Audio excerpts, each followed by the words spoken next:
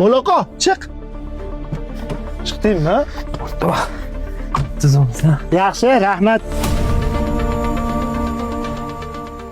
Ketdingmi o'rtoq choyxonaga? Bor. Kiyimingni alishtirib chiq. Nimaga o'rtoq? Beti erta ekanmi? Tinchlikmi? Sendan ozgina terg'idi kelyapti, o'rtoq. Tushunmadim seni. Nimani tushunmaysan? Bor, kiyimingni alishtirib chiq deyapman.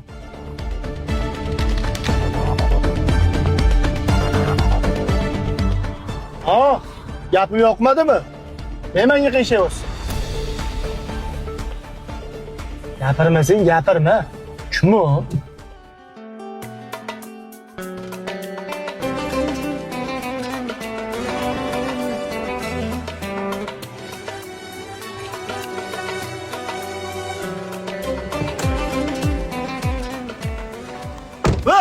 Shunaqa jahl qilib tushib keturasanmi? To'xtab tur. Menga qara o'rtoq. Hali boyi gapimga xafamisan menda? Ha, xafaman. Mendan xafa bo'lishdan oldin o'ylab ko'r. U gap o'zingga yetdimi yoki hammaning oldida gapirdimmi? To'g'ri tushunaman. Bunaqa vaziyat hammada bo'lishi mumkin. Balki uyingdan chiqib chiqayotgandursa, balki o'zing bilmagandursa, balkim bu kasallikdir.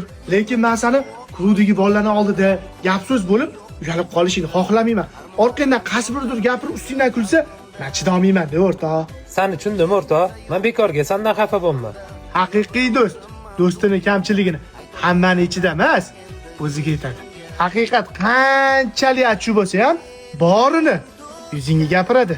Do'stim, meni bilasan, bu aybini, kamchiligini ko'rsam, achitib bo'lsa ham yuzingga gapiraman. Seni borincha yaxshi ko'raman, do'stim. Mana shu videoni jaydari borligicha yaxshi ko'radigan o'rtoq jo'natib qo'ying. Jigar, boringga shukr. Har qanday holatda nima bo'lishidan qat'iy nazar, bilasanmi? Men seni yoningdaman. Gapirsalar yo'l qo'ymasding, xatolarimni yuzimga ayta